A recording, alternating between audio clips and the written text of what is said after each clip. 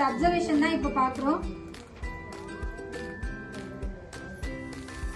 Leakage தெரியுதா? So தண்ணி எவ்வளவு போட்டிருக்கேன்?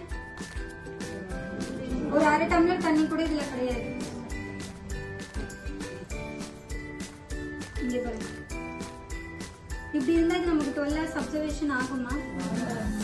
ஒர்க் பண்ற விமன், டிராவல் போற விமனுக்கு வந்து ரொம்ப ரொம்ப லாங் டேர்முக்கு வந்து நம்மளால சானிட்டரி நாப்கின் வந்து சேஞ்ச் பண்ண முடியாது. அதுக்கு நமக்கு என்ன வேணும்? ஹை லெவலுக்கு அப்சர்வ் ஆகக்கூடிய ஒரு சானிட்டரி நாப்கின் ரொம்ப ரொம்ப முக்கியம்.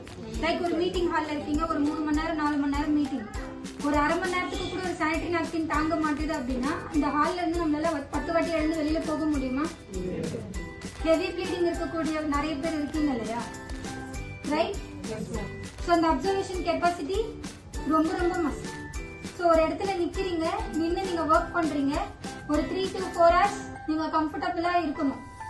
என்னோட ட்ரெஸ்ல லீக்கேஜ் ஆயிடுச்சா, இல்ல அது ஃபுல்லாவே அப்சர்வேஷன் ஆயிடுச்சா, இந்த டென்ஷன்ல இருந்தீங்கன்னா உங்களால உங்களோட ஒர்க்கை வந்து ப்ராப்பரா வந்து கான்சென்ட்ரேட் பண்ண முடியாது. ஸோ நம்மளோட சானிட்டரி நாப்கின் இங்க வச்சு இங்க பாருங்க, நம்மளோட சானிட்டரி நாப்கின்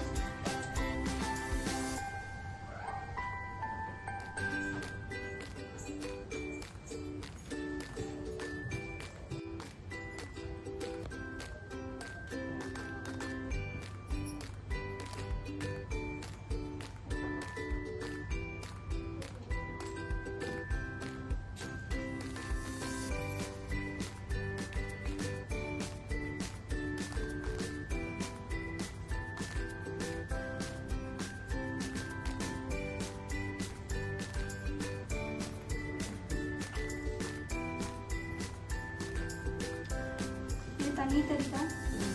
தண்ணி கேப்பபிலிட்டி தெரியுதா? எவ்வளவு தண்ணி போட்டிருக்கேன்னு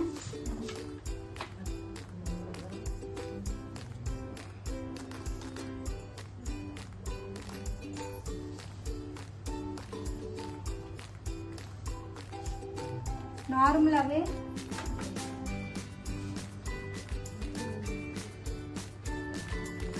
தெரியுதா?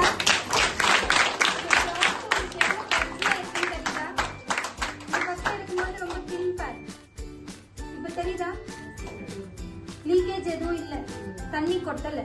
சோ இதுதான் 12 hours அப்சர்வேஷன். சோ ஒரு சானிட்டரி நாப்கின் யூஸ் பண்ணி தாராளமா உங்களால ஒரு நாள் ஃபுல்லா வந்து உங்களோட ஒர்க்கை வந்து கம்ப்ளீட் பண்ண முடியும்.